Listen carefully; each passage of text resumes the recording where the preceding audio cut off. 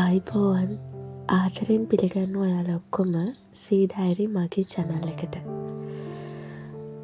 අපි මාස 7කටත් වඩා වැඩි කාලයක් හම්බුනේ නැහැ. ඇත්තටම මේ channel එක අතරමඟදී මගෙම තිබුණු පුංචි කම්මැලිකම් හින්දා මගේ අතින් අතහැරිලායි තිබුණේ. ඒත් ඉතින් ඒ වෙනකොටත් ආදරණීය ඔයාලා හරි ආදරෙන් මාත් එක්ක එකතු වෙලා හිටපු කාලයක් වෙලා තිබුණා. අදටත් මගේ YouTube notification වල ඔයාලා හරි ආදරෙන් දාන කමෙන්ට්ස් මට වැටෙනවා.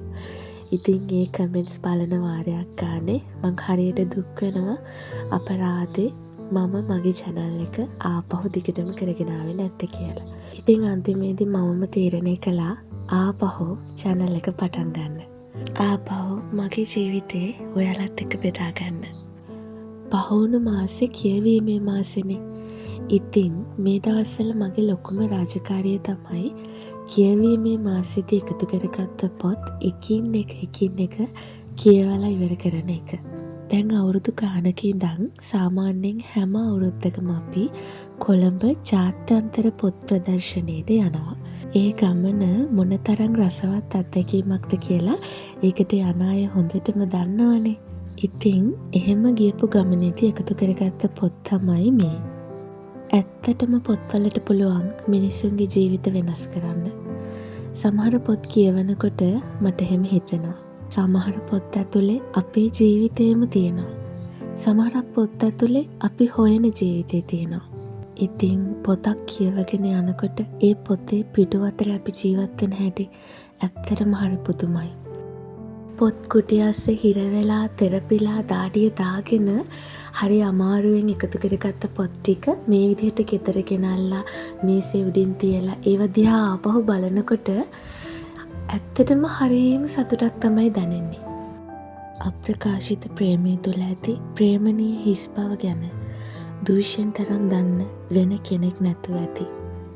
ප්‍රේමය තිබුණෙම සෙනෙහසින් දරාගත් වගකීම් කන්දක බව පොප්ලර් ගස් තරම් දන්න වෙන කෙනෙක් නැතුව ඇති.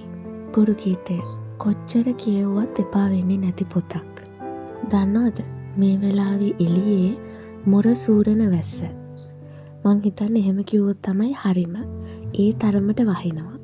වැස්ස වෙලාවේ හිමිහිට කුසිය පැත්තට ඇවිදගෙන යනකොට අපේ අම්මා රසම රස කෑමක් හදනවා. පොත්, වැස්ස, රස කෑම, ඉඟුරු දාපු ප්ලේන්ටි. ඇත්තට මේ දේවල් හරි පුදුම විදිහට ගැලපෙන දේවල් නේද? වීඩියෝ එක දකිනකොට නම් ඔයාට හිතෙනවා මේ හදන්නේ පැණි රස කෑමක් කියලා. ඔව්, මේ පැණි රස කෑමක් නම් තමයි. මේ හදන්නේ පෑන් කේක්.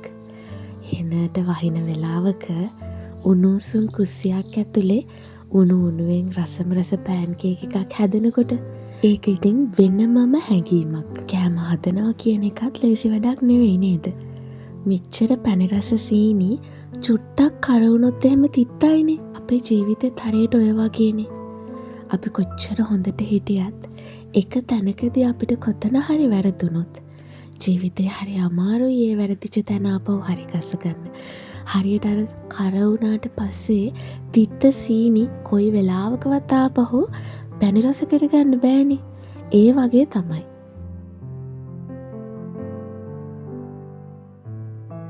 ඇත්තටම මට හිතෙනවා ඕගොල්ලොත් එක්ක මේ විදිහට ජීවිතේ බෙදා ගන්න එක කොයිතරම් රසවත් වැඩක්ද කියලා. ඔයාලා දන්නවද?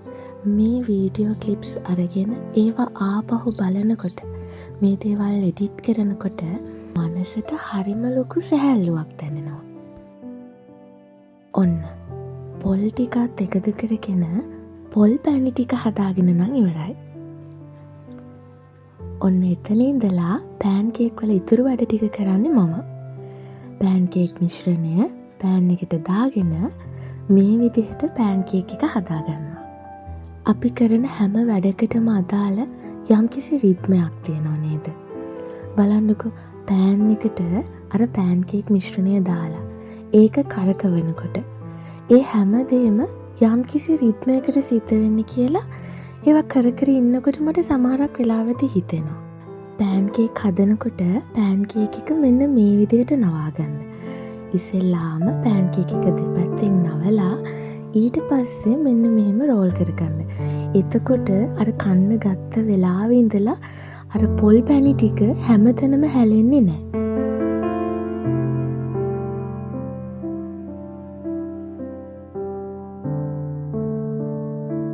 එහෙනම් ආපහු ළඟම දවසක ජීවිතේ බෙදාගන්න මම එනවා.